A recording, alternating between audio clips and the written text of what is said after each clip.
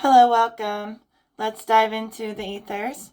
Spirit, what energy needs to come forward the most for the ethereal collective? And as always, I set intentions for the highest source truth to come through in a way that serves everybody who will appreciate it. You've released yourself from entanglement to other people's shadows. Somehow you got entangled into a gatekeeper, or maybe more than one. Seems like one in particular. It was likely someone who would help you get through portals and astral doorways. You channeled them a lot, even if you didn't know it.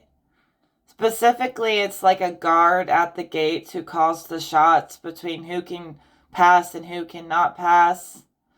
And they let you pass a lot. Like they were clearing every path for you so you could pass through. This gatekeeper is of a shadowy nature, but extremely protective over you and extremely nice to you. But they are no nice guy when it comes to somebody trying to get in your way. So you may have a weakness for this gatekeeper, right? He may make you feel safe and like protected. But you have a masculine figure in the spirit world, could be like a father figure who feels like this gatekeeper is too much of a fallen nature to be your friend. So they're kind of kicking their ass with that staff out of your space. But if you choose to keep them around, no one can stop it. You know, you have a masculine figure in the spirit world who is cutting off these fallen energies that have been like attracted to you because you're really intuitive. You have higher ascended senses. So you draw in all kinds of stuff in the formless. And I feel like this father figure is extremely protective of you. So they could have cut that cord, whether you like it or not, because they felt like this being you were connecting to was causing you to question yourself or question your light, and was like kind of making you turn into more of a shadowy, like negative polarity type of person, which is not who you really are, like not in your core self. So it was like you were going down into hell to connect with this being because it made you feel safe. But you have a father figure saying that they're better at protecting you. They know what's right for you. And basically they'll fight for you to feel centered and calm in yourself. Because they don't like how this being is causing you to question yourself or your sanity or whatever it is. You're struggling with yourself because of this connection. And the entanglement is serious. It means you've been in each other's mind, each other's space so much that now you're starting to meld as one. So even if you wanted to escape them, you couldn't. And I think that's why truth is coming through right now for you. Not to scare you, but just to make it clear about what it is you're working with. You know, we might have to just tell Daddy to be less overly protective because we got rescued. And I think that this entity has such a spot for you in their heart. They would never harm you. They've seen a lot of destruction in their time, but they saw you suffer, and they might have been like the only comfort you had when you yourself were in the hell realms. It's almost like someone who traveled through the hell realms themselves, and they felt very alone down there because even like angels of source will not go that low. So sometimes when traveling through the hell realms, you travel alone. But there are entities and stuff that you'll meet along the way. And I just see this one entity. He's really not that bad, but he is kind of demonic in a way. And he like protected you as you traveled through the hell realms. So you kind of trust him because he was like your guard when you had nothing. When you were like bare torn to the core of nothing. Like you felt naked, you felt helpless, trying to get out of hell, and this being protected you, not out of like pity or mercy, out of like, I don't know. It's reminding me of Maleficent, how she loves the little girl even though she doesn't like anyone and she looks after her.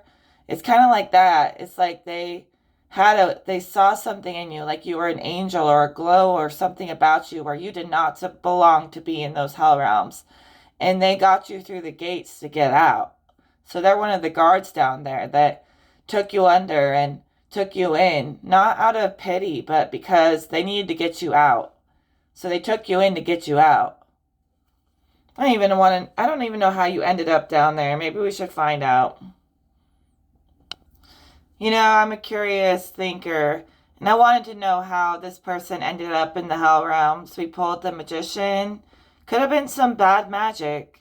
I'm not going to say black magic because I don't think they did it intentionally, but I think they accidentally opened a portal trying to learn how to do magic. Kind of in an adolescent phase with magic, not knowing exactly what they were doing yet. And they didn't realize how potent their abilities were, that like even just playing with a Ouija board or ghost hunting or something could have done it. It opened a portal to the underworld. It's like you open the gates of hell, and that might be where you also met a lot of other gatekeepers. Like you're notorious in the hell realms, these lower world beings are saying, for opening gates that should not be opened or opening portals between worlds kind of recklessly. You don't even realize that you do this. Like you tear open the fabric of existence sometimes. I mean, just in case you were wondering. And I see you opening the gates to hell, and it was like a big event that you didn't even know how big of an event this is for the world.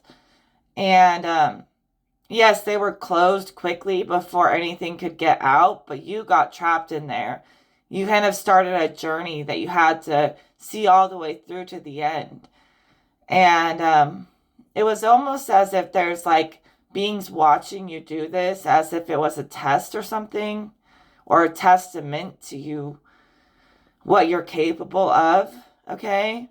So I see these like beings watching you navigate the underworld, trying to get back to heaven, and they're watching it to see if you can get out or not. And like you outmaneuvered, strategized your way out of there. And yeah, it's crazy. It's even making me think like you were put in this situation to see what would happen and how you would handle it, or if you can handle it. And you were so alone, because I'm telling you, angels that have never fallen, they will refuse to go that low into the hell realms. It's not that they don't love you, but sometimes when you make the choice to go down, you got to get yourself out. But like, you had the attention of the whole underworld. I don't care if anyone doesn't believe in the hell realms. It's an invisible realm right on top of this one. Just like in Stranger Things, where the upside down world is just like the regular world, but evil. That exists, okay? So beings in the hell realms are in slightly different dimensions, right on top of each other. So they're all around us, actually. And it's the same with higher realms. Everything's on top of each other. And you can't see it because you're not in the same dimension. But it's right in front of you. Okay, although you didn't mean for this to happen, it was almost like they breadcrumbed you or they led you into dabbling with magic so that you would open these doors. So it's almost like you think you just did it on accident, but there were forces trying to like lead a little trail for you to do this. They wanted you to like unleash hell into the earth plane. But like higher forces stopped the gates from opening. But I just keep seeing you getting sucked through the gate because of the dark magic you were playing with, even if you didn't mean to. So it's almost like you were forced to learn a lesson, And I see it wasn't even just one person. A whole bunch of people were like pushed to do this together. Like they may be all across the world. They may have no idea of the others. But it was like a game where they wanted to see, like, put people in competition in very hostile environment and situations to see who was the strongest. So it was almost like a forced competition or a forced, and yeah. Anyways, let's get more details. So these shadow dimensions, they were trying to find someone to open these gates to hell who could be like a portal opener. And you were one of those people. And you were forced to do this. So they may have made you feel like you had no choice. And then, like, whatever you did, you got trapped inside your own magic, your own ritual. So, like, I see someone doing a ritual very recklessly and creates this, like, bubble that comes out of this, like, board in front of them. There's, like, this board. It doesn't look like a Ouija board, but it looks like some kind of spirit board. And this, like, black bubble, which is not a good sign, because usually when I see bubbles, they're, like, beautiful. I always take bubbles as a good sign. But this bubble is not good. This is the dirty bubble, okay? And it like devours the person in their own ritual. So they were like trapped in their own spell. That's what happened when the gate consumed them. Higher forces stopped them from opening it, and then they got consumed by their own magic. So although it felt like they were forced without a choice to do this, or like something could have been like trying to possess them to dabble in dark magic. But even if they felt forced, God still says, you made the final call. You made the final choice. Even with every force in the world against you, you should still know better. So yeah, you were forced to go through it because someone was trying to also like force an agenda on the world. So they were trying to play puppet master themselves. And they got played by the real overlords in the end. But they won the game in the end too. So they earned their respect and they got out. They did not fail. They really did win. In a way that surpasses all other people. Not everyone gets out of hell. So for you to pass through it and get out better, unscathed, and even like with more knowledge, that was something that your angels are proud of you for, because they wish they could have gone down there and saved you, but they simply could not. They only had to watch you get out. They had to watch from afar. A lot of forces, powerful forces, were watching you on this journey. You might have felt alone, but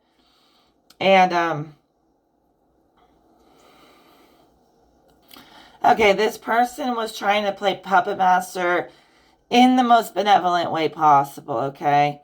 There's what I call thread magic. So you can pull on threads of existence and you can change other parts of the world. You can change people. You can like literally pull threads on people's consciousness and you can manipulate them like a puppet, force them to do things. This is something that they do to us. And I've seen it myself in the energy world. Someone was trying to do that, but for good reason. They were trying to get everyone to like a higher level of thinking. And like they could have been doing thread magic, puppeteering politicians, celebrities, or God and devil. I don't know, they were trying to. But it was to bring progress. They wanted to bring progress and evolution. So they could have been trying to get people to sort of do their bidding, but they thought it was for a good reason. And although sometimes it is for a good reason, you're never allowed to take somebody's will. Like, that's like a big no-no, is to try to force someone to do something according to your will, where you take their will against their permission. If they give you permission to take their will, that's different. But someone was doing thread magic. And they were trying to bring progress. Like, let me emphasize that. But they didn't realize that, like, it doesn't matter if it's somebody who needs to change, who should, listen to you. It doesn't matter how right you are. You're never allowed to manipulate someone else's will. So that's kind of how you got yourself into that situation. And like I said, this is just whatever is coming through the ethers. Take what resonates. Don't take anything if it doesn't resonate. I'm just pulling this story out of the ethers. And if it's not about you, could be about someone else, whatever. But it's definitely about a real Akashic record. I'm reading a record telling me a story, and this really happened. Yeah, you never want to try to play God, even if you have nothing but good intentions. So, like, you can actually use thread magic, though, let me just say, to manifest or to weave the fabric of your life and the patterns in your life. So, like, you can use it for your own will, and it's perfectly safe. Thread magic is really not that dangerous unless it's being used on other people to control them. But what you do is, like, you can make a symbol with your hands like this, like the 666, but for good reasons. And you can literally, like, pull and thread your reality like that. So, like, we're threading good magic and good connection, nothing demonic, and, like, we sew it and we tie it. Like, this is how you do thread magic. And you can dance while you do it, stretch certain levels of consciousness, broaden them. Just focus your will and intent into whatever you're threading. Okay? You don't even have to say anything. It's like a dance with energy. Okay, so thread magic is actually really fun, and you can feel it working.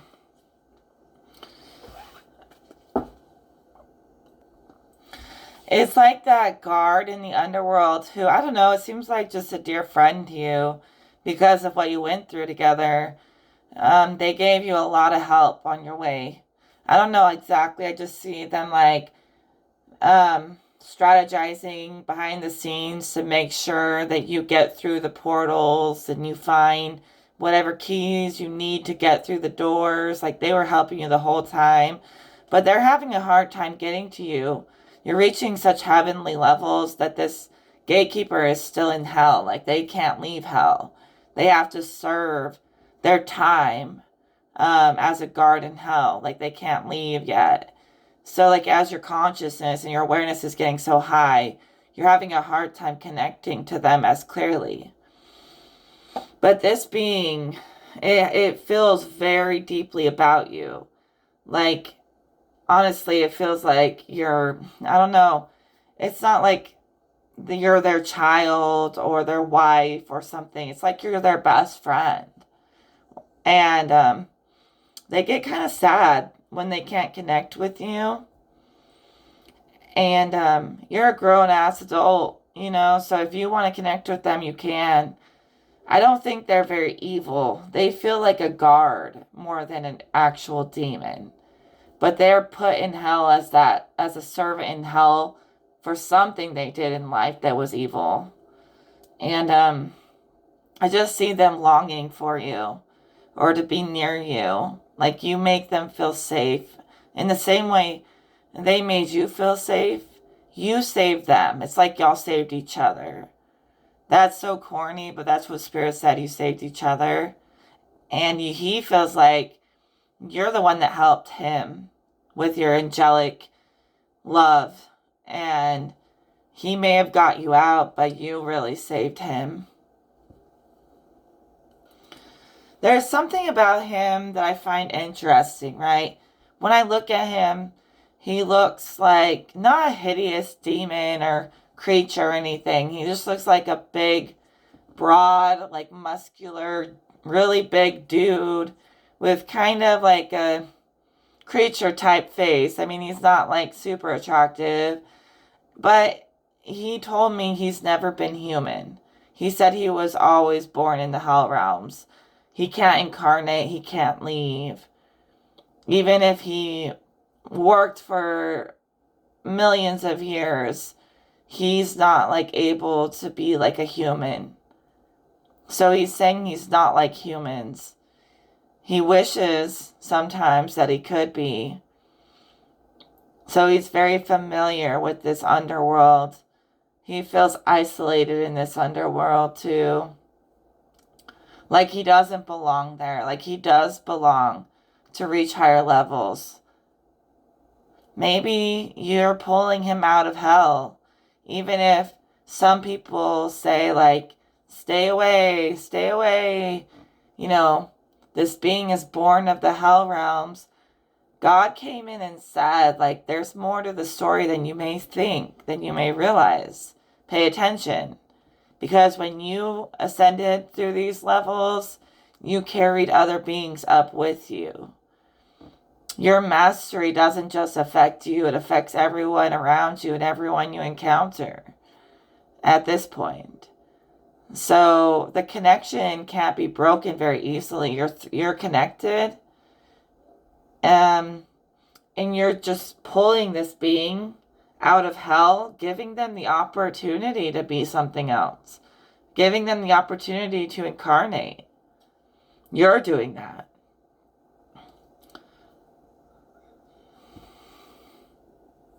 You know what happened? Okay, God says they redeemed themselves. They got this opportunity because of how they saved you from that wicked game. What they did for you, that selfless act, it got them out. It's almost like Beauty and the Beast, you know, once he finally learns how to love again, he can be human again. It's like the beast almost trying to feel real love for the first time so it can get out of this trapped in this underworld, trapped in this loneliness. It's like he has a really good heart, and a lot of people think he's evil or something, but he's not. So you giving him, you saved him, you helped him when no one else would. You saw him and loved him and no one else would. I'm not saying you're like married to some underworld beast demon or something, but this is a real thing you did. And that is allowing him to ascend out of hell. So you paid him back for saving you, for a situation that you were led into, but it's your own damn fault for listening to these demonic spirits in the first place, telling you to play with black magic. You just got to make sure you set proper protection and stuff anytime you communicate with the spirit world. I do that every time I do a reading, even. Even the intentions we set here, I set other intentions on my own too. Protection is a big one. I wrap everything in protection. I learned the hard way myself. You know, I've been in the underworld, okay? And you can't move with this dark magic in ways where you're just inexperienced. It will come back and bite you in the ass and trap you in your own curse. It becomes like a beautiful, helpful spell when you move with proper intentions and you do the work to do it the right way the first time. It becomes a curse and a trap when you're doing it through bad intentions or dabbling in things you don't understand. So I do think you have the whole archive in you of magic. And some people say magic is magic. It's not good or bad. It's good or bad, depending on the person who's using it. But the more you play with things you shouldn't be playing with, it starts to attract this density, this like dark mass into your life. So even if you're like overly channeling, anytime I start overdoing any kind of communication with spirit or other worlds, I start to attract this heaviness. And it's just something you have to do sparingly, with caution, you know what I mean? Because if you start to become too greedy or whatever, and you want all this power and you want more information, you want to keep diving in, it's gonna like attract this energy of like, satisfy me, satisfy me, satisfy me. I need more, more, more, more. And it becomes a dark cloud over your life. So make sure you're just doing it wisely for confirmation. When you're overdoing it is when it starts to become demonic. Yes, magic is just magic, but whoever's using it and how they're using it, and if they're using it wisely, determines whether it will be positive or negative. So that's really important. People don't think it's important to make sure all of your intentions are, all of your protection, everything, all your enchantments are in place before you dive into these portals. And whoever we're talking about is a natural at opening portals and gates anyways. That might be why you felt so connected to that gatekeeper, because you have a similar gift. It could even be counterpart energy. You know, it could be love. I'm not going to lie, but don't get me started. But you have a similar gift. You reflect one another. So if you're going to be opening portals to other dimensions, build enchantments around yourself and speak protection, use protective crystals and spells, do all the works, pull out all the stops, and then you can travel wherever you want without a care in the world. Okay? But the energy that you work that you put in to make sure that you have safe travels, it's important and it's not silly. Okay? The spirit world is no joke. Astral world's no joke. This is a real thing. And these are real attachments you can pick up. And I think you know that now. So, anyways, let's carry on. Nothing to fear here, guys. Let's ring the bell just to raise the vibes. So this being, it's very present in your energy and still wants to talk. And it talks about like how amazing it would be to be able to die and be reborn. He's spent thousands of years serving down there in the same form, doing the same thing, never really seeing love or light. And he says like how beautiful it would be to die to this fucking land, this chaos, this hell. And, you know, he's always dreamed of heaven and hopes that this is real. And he's got to put faith in God that it's real. Every word, every promise. There's some kind of promise here for him. Actually, the promise is to you. He says, I'm fine. I'll be okay. Don't worry about me. But the promise is to you. How proud of you he was that you were able to survive what you survived and also not let it burden you for the rest of your life. You survived being betrayed, being under constant surveillance in a game you never wanted to play.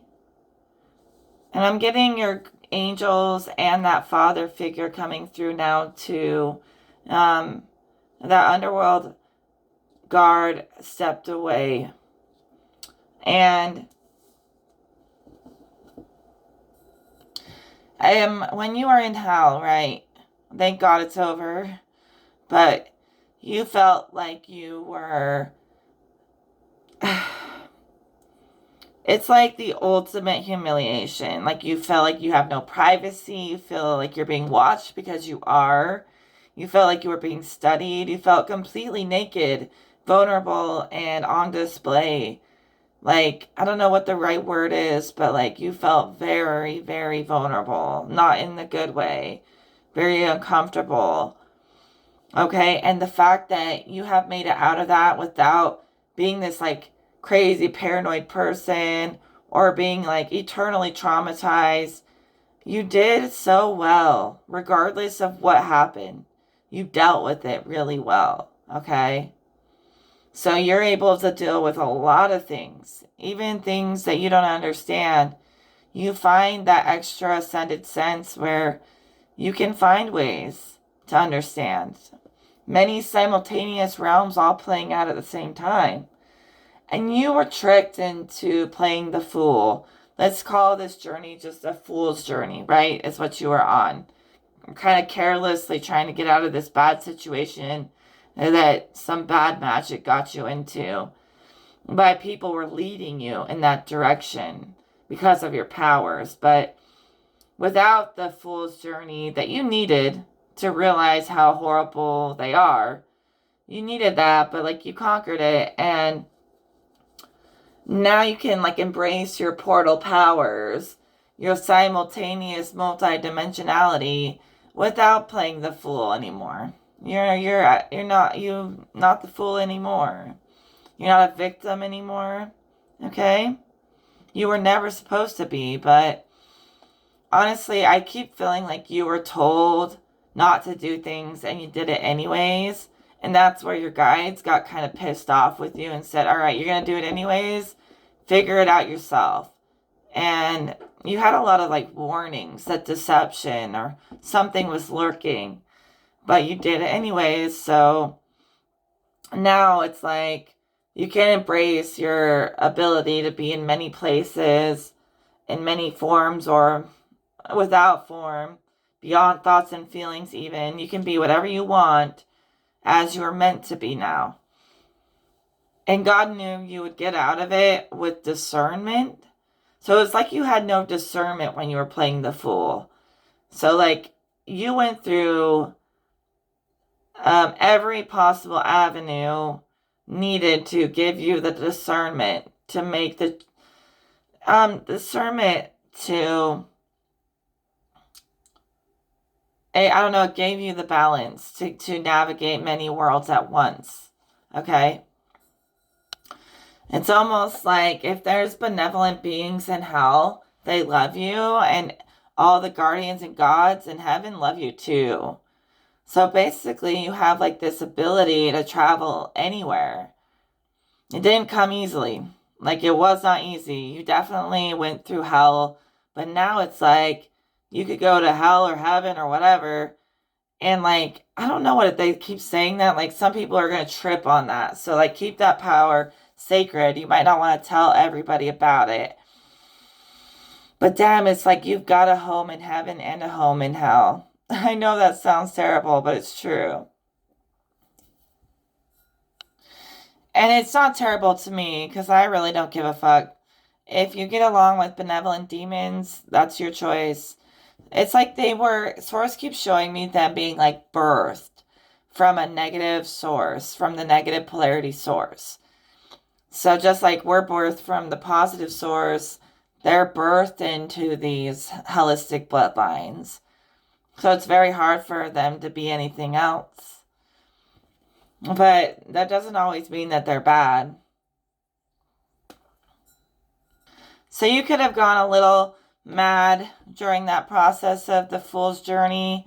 I mean, I don't blame you. Like, you literally, died 1,000 deaths or whatever it is. And honestly, I don't know what you did to deserve that, but any kind of torture, like, that could have been done, mind control, you've been through it all. And you recovered from it, and you're still in this time of restoration. You could be recovering from like a mental breakdown that came along with that journey too. But you've been doing the work to regulate yourself, get yourself back in order for a long time. So you're in a time of just being restored to your original or your highest form, whatever you want to call it. Maybe you feel like your most original form is just very pure essence of an angel or something. But what you've become now, after this extreme duality that you've conquered and stuff, you don't even know what to call it, you know? It's like a demon and an angel at the same time. But it works for you. Like, it works somehow. You're not it's like interesting. I almost admire it because you seem quite shameless about it. Anyways, maybe the angel is the gatekeeper in you and the demon is the gatekeeper in this counterpart. I don't know. There's a lot of emphasis on these energies working together for the greater good or whatever. But I think you're feeling pretty secure. If you ever feel alone in the physical, because you know you're bad, you know you're a queen, you know you have it all going for you, but it could be a little lonely sometimes. But this being, whenever you feel alone, it's like I see him brushing your face against your cheek or touching your lips. And it almost like moves through you like the essence connects. So you're like never feeling alone. You almost choose to be very independent or single or something deal with your own finances and your own shit alone because you feel so connected to this spirit that you never really feel alone. And it's like when you're alone, you feel a presence that's very comforting. This being like hates the way people have always walked all over you all your life, okay? Not only did it see you when you were in the shadows trying to survive, but it sees you still, and it's very protective of the way people maybe pick on you or don't give you proper respect and credit. And so, yeah, it is defensive over you, probably more defensive than your own dragon is, which your dragon's mission in life is to protect you. But this being, I wouldn't mess with him, never. I wouldn't mess with you, never. Not with this being guarding you. And it's a stoic, ancient, steady guard type of energy, wisdom, where nothing is going to get this being to ever betray you. It's completely loyal to you.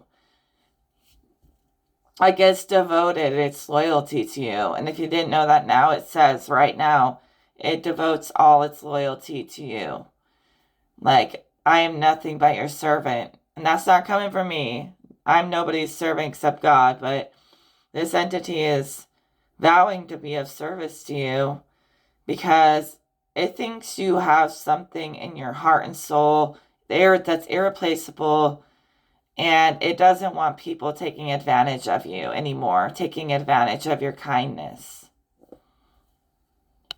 So those times when you're alone and yet you feel like something's holding you and comforting you, that's this being. And I see nothing wrong with him. He wants nothing but for you to have money, success, recognition, everything that you deserve. You know, this being like sees you as the most glorious thing in the world. And the fact that other people may not see that in you only makes this being want you more and worship you more. And yes, you can have God, you can have whoever comfort you when you need it. But this is like something intimate. It's like when you're low, something feels like it's holding you, and it's like a big energy holding you and engulfing you in protection, surrounding you, and it's safe. It's really hard to explain how much they like love your sensitivity and want to protect it, okay? How they hug you when you think no one's around. It almost feels like you can literally feel a physical hug. And this could also be from just about any spirit. They can do that. They can find ways to touch you through the veil. But this being, it doesn't bombard you. It only shows up when, like, no one else does. You know? So it's not like some kind of demon that's attacking you. I don't even think he's a demon. He was, like, born of the demonic realm, but he is not what I would call a demon at all.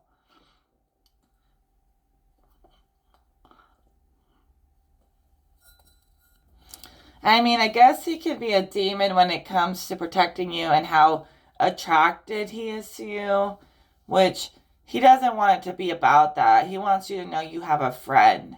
For some reason, like, that's just something you need to know. You have a friend at all times. In a way where you don't have to change who you are, you know? It's always going to be there. And you channel each other a lot. And at first we got that this entanglement was ending, but then the more I tried to untangle it, it got more and more tangled together. As if your destinies are tangled together at this point. So with the way that he's vowed to you, and hell, you deserve it. I know we're not supposed to worship people, but you deserve worship like a goddess, because you know what? He's just saying that he vows. He just vows to be at your service. Anything you want, baby, is what he says. More like my love. Like he says, whatever you want, my love, is yours. It's like you've arrived. Like he says, she's returned. She's arrived back into herself after all that journey of losing yourself. the embarrassment, whatever, you've come back into your own. And they say anytime you need to be serviced, they come to visit you a lot, passionately in love with you. And they don't even want to admit it, but they are. Yeah, and they're dedicated to you for eternity. I don't know what it is. Maybe this is a being who's used to having to be like in servitude a lot. So he feels like he has to offer you his services for eternity or something like that. And maybe you have to like help him understand and that that's not how it works. Like you don't have to be a slave to anybody. That's all he's ever been in hell, a slave. That's all he even knows, really. But he says, if I'm going to be of service to anyone, I want it to be to you. You're like the only one that I see in this world. He might even be able to see you through the veil. And he couldn't see like much else, but he can see you and he can sense you. He can sense your every thought and feeling. It's almost like you think about him and you feel a rush of him thinking about you or just waiting for the chance to talk to you. Like he's chasing you. But it's like a spiritual world, so it's not even the real world. But sometimes my readings reflect the real world in ways I don't always see. So this could really be a real person, actually. Could be a real person that you don't even know they're real. But the thing is he was saying he was like honored for the opportunity to have a human body and incarnate. But since like everything in essence is timeless, he could have already found a body and been reborn. So you may meet someone who channels the spirit of someone who opens and closes portals and gateways. And you may meet this person, very spiritual. They may be channeling this gatekeeper just like you. There's something about this now coming into the physical world. Like not in next lifetime, but like right now. Like you've allowed it to manifest. So you've manifested this. Yeah, this being is definitely worthy at a chance at life. As I like weigh and measure the scales in my own little place of authority, I see that he's worthy. And I see him incarnating, not in a way where he possesses someone, but he's become like he's upgraded from demon to like guide, okay? During this session, he's upgraded. So he's going to start using those thousands of years of wisdom to guide people instead of feeling like he's just a servant. God is giving him like more confidence in himself that he's not just a servant. He's going to ascend to be like a guide. And he can be in many places at once. So he's got like 1 foot in heaven, 1 foot on earth. And you're on earth with 1 foot in hell and 1 foot in heaven. And these are circling together like your gifts are becoming all-encompassing of every dimension. So this could be a long-lost counterpart connection too, like an angel, someone born of the positive source who's never fallen, and someone who's born of the negative force who's never risen. And they're both so powerful, and they were separated for so long, but now, like, they're both finally finding the middle. They're meeting in the middle. They're meeting on the earth plane. They will be meeting on the earth plane. So you're not even human yourself. You're more like an angel that walked in. So they might be like a walk-in, but they're going to be going through training to be a guide before they fully walk into this dimension. Yeah, so it's like two people who walked into the human body who were not human, and they're coming back together as counterparts. And they're meant to open some kind of portal. Let's see what that is. Or maybe they're going to close a portal. We got fire. It has something to do with using fire And it has something to do with banishing something. So it could be a banishing ritual that you're going to do for the world together. Even if they never know it, it's important that you do it. Maybe you're going to be closing down anywhere that these holistic realms are leaking into this world. So you're using fire to, like, I don't know, it's like using fire to do some kind of banishing ritual. Which I guess maybe you need to banish everything that got invited in the first place. And then you can get to the place where you're opening the next door to the higher dimensions. But maybe you still need to close down some of that stuff that you opened in the beginning of the reading. Really, I see one way you open these portals is by opening places in your mind, maybe even places in your emotional body, but it's like these portals open with as your consciousness opens, like they naturally open. Like this isn't something you have to try. Like you create a new sense of consciousness that no one else has ever done. That opens a portal. So your belief in yourself, you believe in your magic, and so keep doing the magic and know that it reflects your state of being and the thoughts that you're sending out. So yeah, just realize, like, when you're in the energy world, astral projecting, using your thoughts to manifest and sculpt reality, it's very, very real. So go into these realms, replay it all. And now that we actually just replayed a lot of it. So now that we've replayed it, you should have a clearer view and you should trust your magic more. That, I don't know, it's like I can't tell you what to do because magic, it comes from everyone differently. There's no rule book on magic.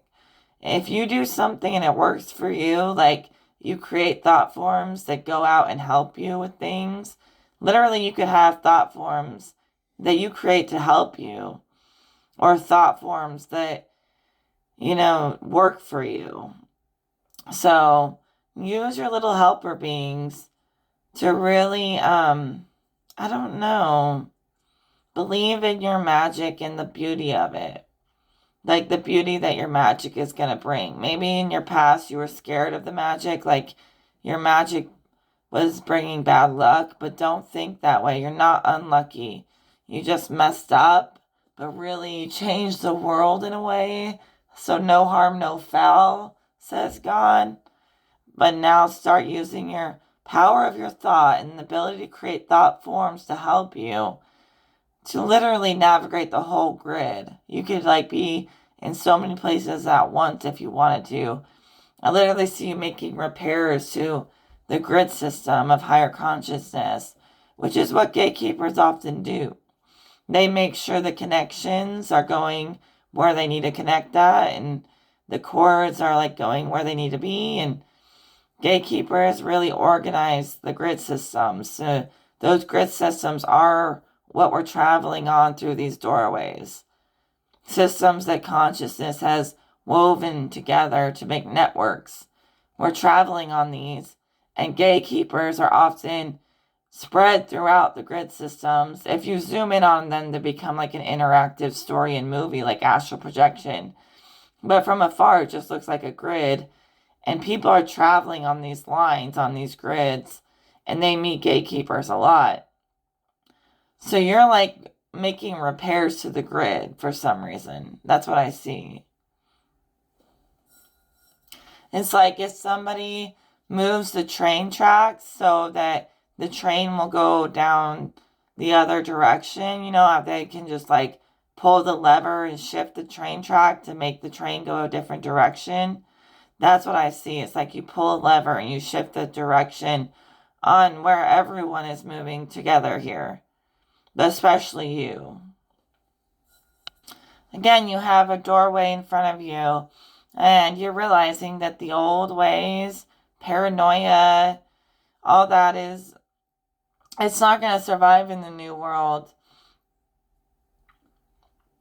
In the new world, there'll be nothing to fear. And that's a world that you have found. And it wasn't easy, but you found it. And you know that it's the place to be. Like, wherever you're at is the place to be. Okay? It's a place where it's not all about a big witch hunt and demons and angels. Like, sure, I called it these things, but to you, it's not these things. You're just like, an entity is an entity no matter who they are.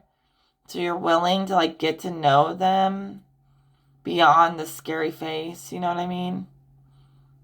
So you're opening this doorway out as we speak, this portal, to release the old thinking. It's like old thinking.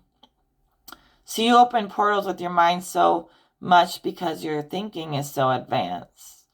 But you can also travel without thought in like a formless place of spirit, or realms where spirit and matter meld. All these dimensions exist. So I think you're making a conscious choice about what the next door you're going to open it will be. Seems like it has something to do with healing. And I think that you're going to start healing other people because you healed yourself. And healing doesn't mean like doing the work for them or anything like that. You're just a natural healer. It's part of who you are. Some people, they don't do healing work. They just are seers or psychics. And other people are here to like get you through the healing, get you to the finish line. That's what they were born for, and that's what you do. So don't be ashamed of it. That kind heart that you have is meant to heal many, so don't be ashamed to show it. You choose your battles wisely. You choose when to be vulnerable, when to play the fool, when to be the master, very wisely. You don't limit yourself. You've never limited yourself. That's how you ended up with the keys to hell and heaven. But God might have taken those keys back and been like, okay, focus on one thing at a time, sweetheart. One thing at a time. And yet, like with you, you could process so much at once, but it's so much at once that it almost poofs into a nothingness. So they are saying focus on each mark you make on that timeline, even if you are quantum and timeless. Keep making marks that solidify the future. So, it's all on top of each other, but you have to solidify these timelines and potentials and pull them into the current moment, into this dimension, in this realm. So that's important. So you could be on any timeline, but whatever you choose to pull in and align to, let it show itself, All right. I think that's the end of the reading, everybody. It's been a really long reading. And that's the resolution, is your doorway to healing. And it's not just for you, but for others. You're very healing for the thought. You are very soothing for the mind. You could even just speak about your journey, help people do like guided journeys through their own minds and the ways that you have. That's almost like what I'm getting. It's like you guiding people on a journey through their deepest parts of their minds and traumas. And like, you're like holding space for them as they go through all of this trauma and relive it. But in the end, they see that like, I'm okay, I survived, and I'm better. So you're healing people's thoughts. You put their minds at ease. Even just your voice, you could do guided meditations. You're just very sweet and it's authentic. So even if you're misunderstood, people feel activated. Like you could even be opening portals in people. It's not just in the physical world. You could like extend your gifts to others, you know what I mean? Like in Twilight where they have gifts, but sometimes they can like project her gift to other people. I think one of them can do that. You tend to do this with opening avenues of thought, okay, within people. So just get them thinking, if nothing else. But the way you get them thinking, it just starts a reaction of healing where they see it through. They feel ambition to see it through just like you did. Because your energy activates people to want to see it through to the finish line. Because you did that. You did it all. So yeah, they trust that you're like becoming, you know how that guard got you through the hell realms? It's almost like now you're as an angel doing the same thing. You're not the angel that's scared. You're not the angel that never fell, but maybe you fell before and reascended or something. And so, like, I almost see you just passing on the wisdom of how to navigate the hell realms and make friends along the way, make friends with your thoughts. I mean, you could be totally shocked and you found a way to, like, settle it all down and relax it. So you relax people from their traumas. Your trauma's been intense, like, even in a way people don't understand because it's so otherworldly. Like, it's hard for people to even grasp the kind of, like, understanding you have of other worlds. But you do, and it's undeniable. So, feel like limitless, feel like you can go wherever you want. I'm leaving that reading alone for today. And we will talk in another video. Take care. Cleanse and clear all this energy. Take what resonates, leaves what doesn't. Alright, I'm just reading a record in the Akash.